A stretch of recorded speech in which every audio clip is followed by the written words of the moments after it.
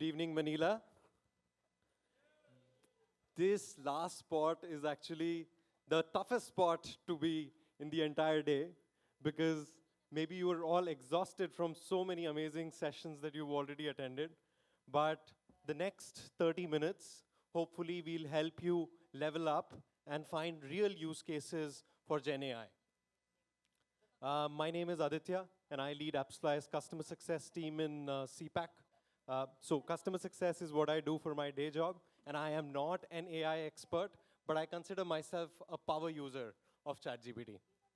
So Inka already stole the thunder by asking this question. How many of us are using ChatGPT every single day in our work life? Come on, raise up your hands. Get the energy up because the next question has a short giveaway, a small giveaway. Can you name any 3 features of ChatGPT? And we'll have the mic passed around. Raise your hand. AppsFlyer team doesn't get to answer. Any 3 features of ChatGPT? Go ahead. Design generation, data analysis, and then chart flow generation. That's chart- great. Okay. These are use cases for you use ChatGPT, but we'll give it to you. Okay. So one giveaway, but 3 features. I don't know if you know. Maybe I'll give you a couple of them. Custom instructions is a feature. Memory is a feature. Custom GPT is a feature. Projects is a ChatGPT feature. How many of are using some of these features in our everyday life? Now I see the number of hands have gone down a little bit. So hopefully with this session, we'll learn some of these features and how we can use it in our day-to-day. This one is tough. Does anybody here know the full form of RGC? And there is a hint, it's a prompting technique that people use to prompt AI. Anybody? Because if there's nobody, then I get to take the gift back home. Awesome. So if you pay attention to this session, chances are that you'll walk out with learnings of RGC and many other frameworks that you can use for ChatGPT prompting. So at first, when ChatGPT first came into the picture, that was in 2022, most of us were using it like a toy. Some of us were using it to write love letters to our partners. Some others were creating stories for their kids. Some others were using it for emotional support. And all of these were wonderful use cases, but the pace at which ChatGPT has grown, today it is a real efficiency driver in our businesses. So today, we're going to do 4 things. We'll start with understanding the basics of prompting. So we'll give you a couple of frameworks that you can use in your day-to-day life to make your prompts better. We'll teach you how you can mimic your writing style using ChatGPT, so you don't have to edit the content at all. The outputs become suddenly a lot more useful. The second thing that we're going to do is we'll do a little bit of creative analysis using ChatGPT. And then I'll show you what AppsFlyer's marketing Gen AI stack looks like. So there are a number of tools that we use for running our marketing, our creative workflows. We'll give you a list of that. And towards the end, I'll invite our friends from Globe, Ria and Terrence, to show you how they used machine learning to increase personalization at scale. So are we ready? The most underrated skill when it comes to AI or Gen AI, ChatGPT, is actually writing good inputs. Writing good prompts can actually 10x the output. It can make your output significantly better. And that's what we're going to do in the first part of the session. How many of us write prompts like this? Write me an ad copy to promote an e-commerce app using a meta campaign. Not a bad thing. If you're writing this, not a bad thing. But this is called zero-shot prompting, and the kind of results that you get are something like this. Unfortunately, in your meta campaigns, there is no space to write this big copy. Okay? So what more do you expect? Your prompt was equally vague. It was one-liner. You didn't give any good examples of what you wanted to get out of ChatGPT. And ChatGPT, unfortunately, is that kid, a very smart kid in the library, who goes and finds the first book where meta ads copy was written and gave you something because it wants to look good in front of you. It just made up stuff, it assumed stuff, and unfortunately created a result that you'll probably not be able to use in your meta campaigns. So a good prompt can 10x your output, and that's what we want to understand. Two frameworks that I use every day in my life, in my ChatGPT work, is RGC and TCREI. RGC is simple. It stands for role, goal, and context. That was the answer to my question. Nobody knew. So yes, I take back the gift with myself.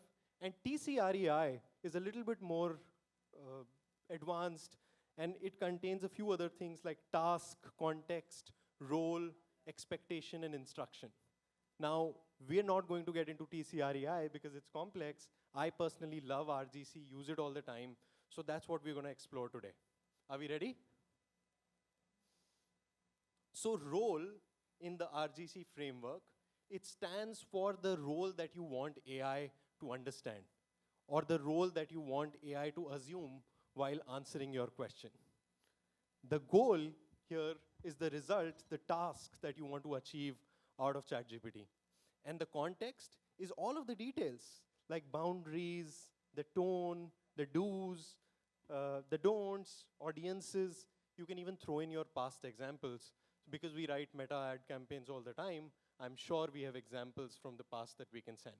So now what we're going to do is run the same meta ads copy example using the RGC framework.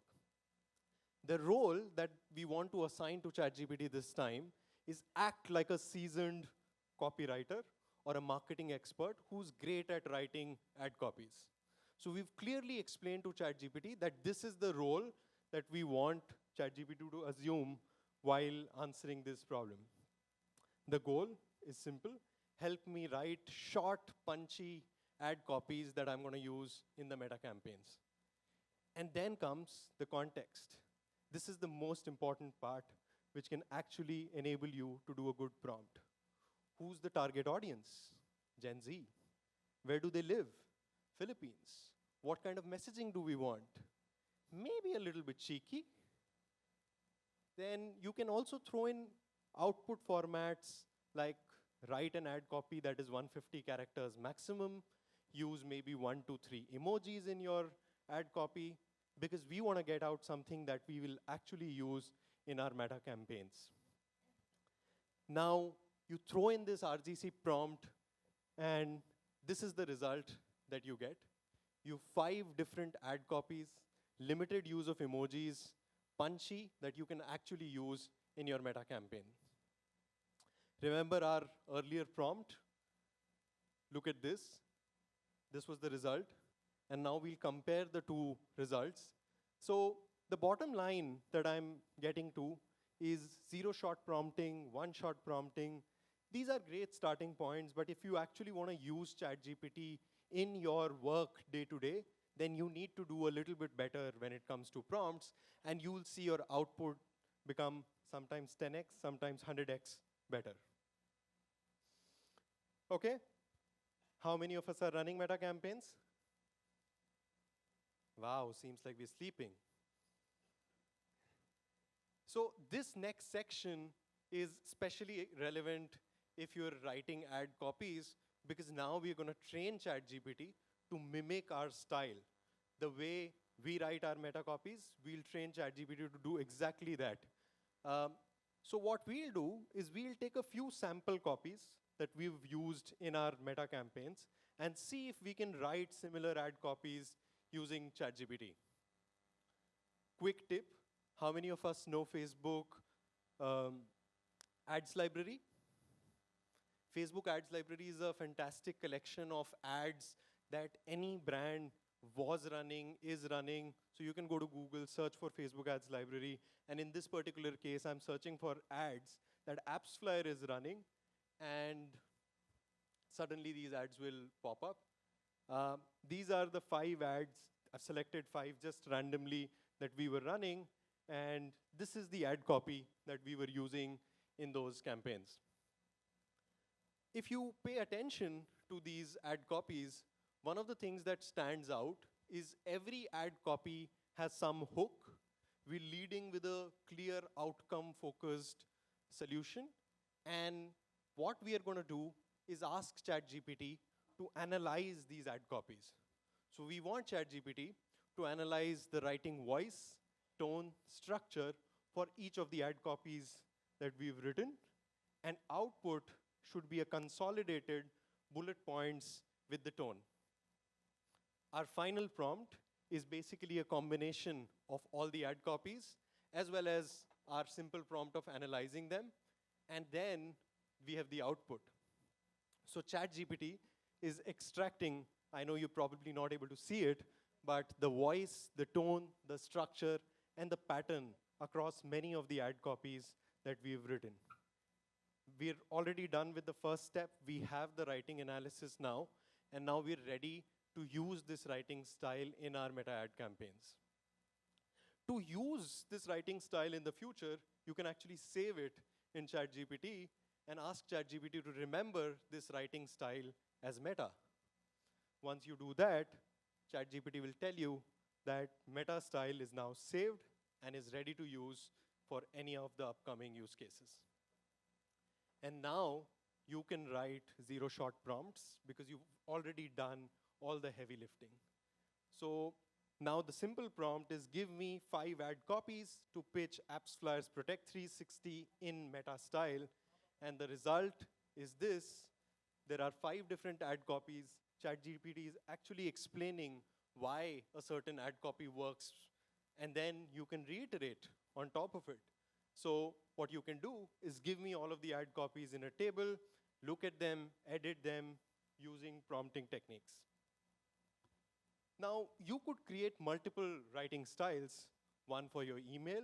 If you're writing actively on LinkedIn, I am writing actively on LinkedIn, so one for your LinkedIn posts, then maybe for your weekly report that Jane talked about earlier, maybe for your long Slack and WhatsApp messages that you're sending to partners like AppsFlyer and TikTok.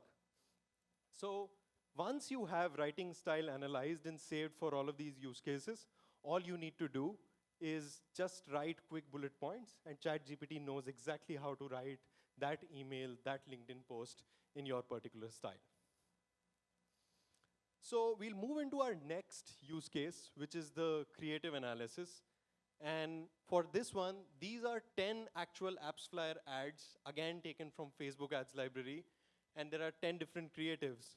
And what we want ChatGPT to do is analyze them. OK? So our goal, remember the RGC style that we've been now used to using already?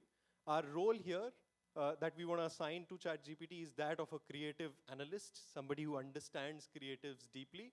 Our goal is to analyze 10 Facebook ad creatives and extract elements out of those creatives. So what are elements? Foreground color, background color, is there something inside that creative? What is the core concept? And things like that. And then we can provide additional context that these are creatives for Facebook ad copies. I'm a performance marketer, and I intend to do some analysis on them. And the output format should be a table. So give me all of the creatives, their numbers, and the elements extracted out. And the final prompt is everything combined, which is role, goal, context, and the output format that we want ChatGPT to respond in. And the output is this. So it's a little bit hard to see, but on the left-hand side, ChatGPT has listed all of the images, 1 to 10, and then extracted all the key elements out of the 10 creatives that we uploaded. Now, the next step is to pair the creative elements data with the performance data. So what we have is the performance of these 10 creatives. There is cost per click, and there is the conversion rate. And turns out that there are 3 good creatives in there, which is 3, 8, and 9, and this is based on the performance. And now, if we can map it back to the elements of that creative, it'll look something like this. So the creative 9 it had a playful metaphor of squeezing the lemon, and it was trying to equate it to extracting value. And that worked well. In Creative 3, there was retro aesthetic, some bold colors, love plus support message combo. That worked well. So next time you want to produce creatives, you don't have to do guesswork. You actually have the performance data of some of your best performing creatives, and you can just replicate those. Now, if you were running 10 creatives and maybe one channel, you can do this exercise manually. But if you're running hundreds, sometimes thousands of creatives across multiple channels, then we have a product called Creative. It essentially takes all of the creatives that you are running across the different channels, analyzes them across different elements, maps that with the attribution and performance data that is already available in AppsFlyer, and gives you insight of the kind of creatives that you want to produce. But we're coming back on the ChatGPT part of things. So RGC is a prompting technique. The creative analysis that we did is a use case. But ChatGPT has many such features and prompting techniques that you can use. There is chain of thought. There is tree of thought. You can upload files. You can create custom GPTs for a particular use case. We don't have time to cover all of these, but I encourage you to read more about these and see how do you go beyond those 1-line, 5-line prompts and actually customize ChatGPT to almost behave like a skilled team member who can help you with your day-to-day tasks and bring in a lot of efficiency there. The third part of my presentation, we're talking about some of the tools that we use at AppsFlyer. But before that, there is an AI tool to find other AI tools. And as of last night, I checked, this number has already gone up to 36,000 tools. So you can log on to TAAFT.com and find AI tools to solve your problems, the kind of use cases that you're trying to solve for. Now, we at AppsFlyer, we don't use ChatGPT only for the chatting bit. We are creating narratives. We are creating stories out of it. All of our key visuals, the editing is happening using GenAI tools, video generation, voice and speech, music and audio, presentations that you guys get to see sometimes from our CSMs are being generated using GenAI tools, and translations and captions, all of them happening using GenAI. So this is the GenAI tech stack that we have at AppsFlyer. We use Midjourney and Stable Diffusion for images and videos, ChatGPT for narratives and storytelling, Opus Clip. So all long-form videos can be converted into shorts and reel-like content using Opus Clip. Runway is a fantastic tool for motion design and videos. 11 Labs for voice and speech. Adobe Firefly is a GenAI version of Photoshop. HeyGen, and we'll see an example of a clip edited using HeyGen, is for video generation. LipDub for translation, and Vocal Remover for audio-related use cases. So we want to see a quick example. Barak, he's our Chief Product Officer. Every quarter, he releases a video with all of AppsFlyer's key products that we released. Now, unfortunately, Barak doesn't speak all the languages that our customers speak, and to localize this video, it used to take us months earlier. But with GenAI coming in, we're able to do this in weeks. Let's play this video and see what GenAI can do. Hi everyone, and welcome to AppsFlyer's quarterly product spotlight video, where we unveil our key product highlights. 앱스플라이어의 최고 제품 책임자 바락 위트코프스키입니다. 이 영상에서 꼭 알아두어야 할 중요 내용만 짚어서 살펴보겠습니다. Barak Witkowski, Chief Product Officer da AppsFlyer. Vamos ver os principais itens que você não pode perder. Индустрии. Я Barak Witkowski, директор по продукту в AppsFlyer. Поехали. Witkowski, AppsFlyer 首席产品官，我将为您介绍一些值得您关注的重要信息。Soy Barak Witkowski, director de producto en AppsFlyer. Vamos a ver los puntos clave que no querrás perderte. AppsFlyer のプロダクト責任者のバラク・ウィットコフスキです。重要なポイントを深く掘り下げていきたいと思います。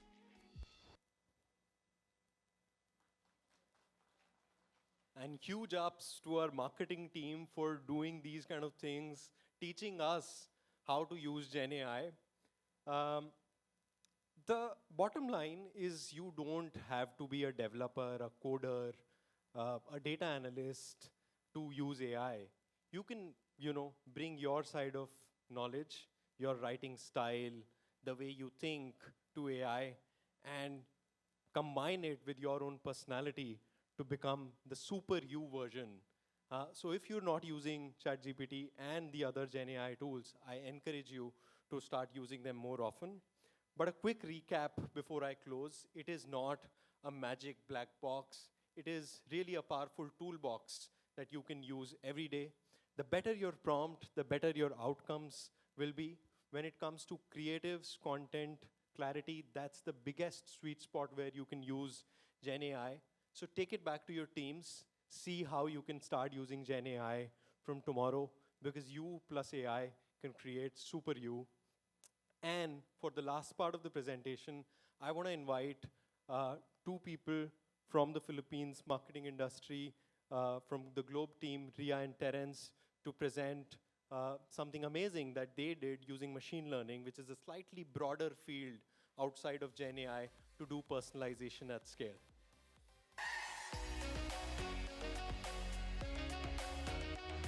Good afternoon, Mama Manila! Are we ready to end today with a bang? Woo!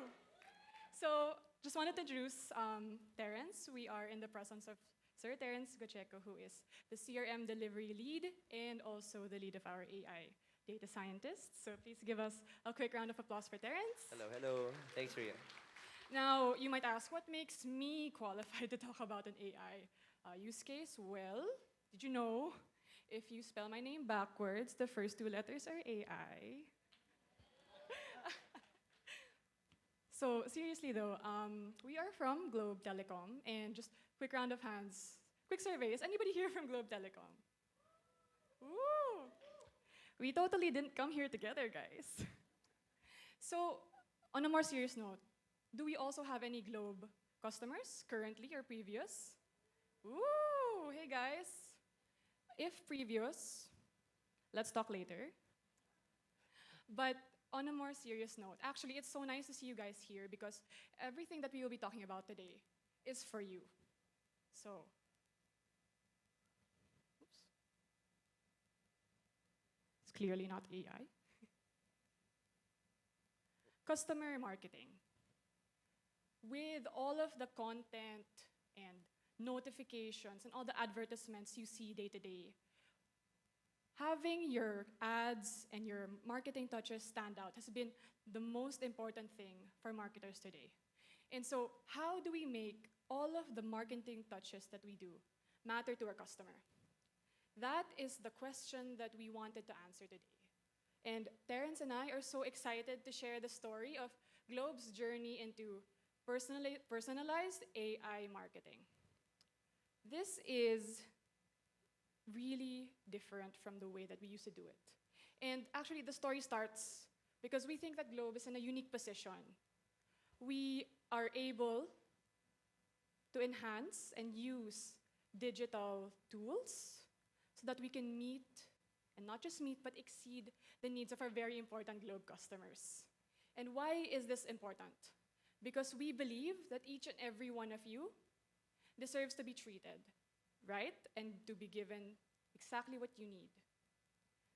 So let me start with the vision for hyper-personalization, or what we're calling AI-powered personalized marketing. We want to make every touch matter to each of our Globe customers. What does this mean? We have over 50 million Globe customers. Some of them are here in this room. And there are so many different personalities, so many different behaviors. How can we make sure that we are giving each and every single one of you the right promo, the right discount, the right reward that you may need at the single moment? So what we have tried to do and what we vow to do is to treat you as you, a segment of one. Not a market segment, not a cluster of behaviors, as you. So today I'd like to introduce our two customers, Grace and Rene, completely different people. Grace is a manager. She has a daughter at home that she likes to take care of. Meanwhile, Rene is out living his life. He likes to play games and he's a really, really high data user. Completely different people. How do we now treat them with the right offer. So the goal was to be able to give Grace and Rene the right offer across all of Globe's different offer portfolios at the right moment, when they most need it, at the right channel. So Globe has different channels. We can reach you via SMS, via GCash, via the Globe One app, so that we can give you the right moment, the right offer, the right channel, exactly when you need it. And now, how are we able to personalize our offers? Currently, before we did AI, the traditional way of marketing that we used to do had three specific pain points. Overall, it's very, very prescriptive, and it takes a lot of time for us to create a campaign. So what do we mean by this? Highly prescriptive, meaning we have to take each and every single one of the customers and ask, what offer do we give? And we prescribe it by saying, this customer gets this customer gets this. And there's not a lot of flexibility in that, right? What if, for example, Rene needs something different? What if Grace doesn't need to call her daughter? What if she needs to use data to, let's say, go on roaming? Maybe she's out of the country. How can we adapt to those different changes in the customer's behavior so that we're always ready to give them what they need? Well, to answer that question, I will hand you off to Terrence, who will take you through the solution that we have designed. So the game plan for us was really to tackle the question of hyper-personalization at scale, right? So being able to then look at Rene and Grace and all of the first-party information that we have at Globe and leverage on AI to be able to figure out what the best offer is for each and every individual. Not a cohort, but an individual. So we acknowledge that even as Ria and her team, they're all awesome marketing planners. They can find the best ways to engage with customers. There's only so much that a human can do in terms of handling multiple attributes and finding patterns between the attributes and the take-up rates. So hence, we decided, let's leverage on AI to figure out what the next best offer is for each of our customers. So to enable this transformation, we came up with the building blocks of NBO, which covers the people involved, the teams that we were in, the data that we had to handle, and actually building an AI to be able to accomplish all of this. So first and foremost, in terms of the foundation, we focused on our people and making sure that we were ready to embrace on this AI journey. So we brought together people from different backgrounds, from the marketing campaign planners to the tech teams to the data scientists. We brought them together into one single team, one single NBO squad, and we started to expose everyone in terms of, first and foremost, what is the common business goal across everyone, right? What are we trying to achieve, which is what Ria was sharing earlier, the vision. Then from there, we did a sort of like an immersion wherein we had our tech people and our data scientists really learn what it means to run campaigns, right? What it means to launch campaigns, the steps from ideation to segmentation, cohorting, to targeting, to actually launching with campaigns and doing the test and learn. At the same time, we also expose our planners and business people in terms of ano ba talaga yung AI? What is machine learning? What can AI deliver for you? With everyone on the same page in terms of what the capabilities are and what people are trying to do, then it really all aligned us towards what we can do and the potential that we have to be able to accomplish this goal. Also, we were banking on a very mature CLM practice. So what that means is the teams that are doing CLM for us or campaigns for us, we've been here for many years, doing consistent measurements in terms of being able to say whether a campaign is effective or not based on sound, fundamental, foundational measures, right? So we're able to assess then, when we launch AI-based campaigns, whether they are successful or not, because we are comparing them with the same measures that we've been using in the past. And that is very important to be able to establish that the AI is indeed working. Then, in terms of the data, so we were talking about first-party data earlier on in one of the talks. So here, we had to organize everything that we knew about the customer, put it all into a single repository, and process it in such a way that it can be read and understood by an AI. So we did the same as well in terms of the offers that we have. So leveraging all of the different SKUs, products, and campaign constructs that we had, and putting in details and features that can be consumed by an AI, right? So customer attributes here look something like, the profile of the customer, their usage, their demographics, and so forth. For the offers, it can be something like the day's validity, the price points, etc. So once we had all of that data, the idea then now is to feed it all to an AI, then let that AI find the patterns for us to figure out what is the best offer for each individual. All right. So in this case, we are proud to say that we really created an AI from the ground up to do this for us. And when we said a next best offer, we had to figure out how do you determine best, right? So best can be the highest possible take-up. Best can be how much money you earn, etc. So we designed an AI in such a way that we can configure it to have different definitions of best and to try to learn from the past interactions so that it will deliver on that best mandate. So in our case, the AI that we ended up with, so one, it's hyper-personalized, meaning for every subscriber, we are scoring it for each of the possible offers that we have.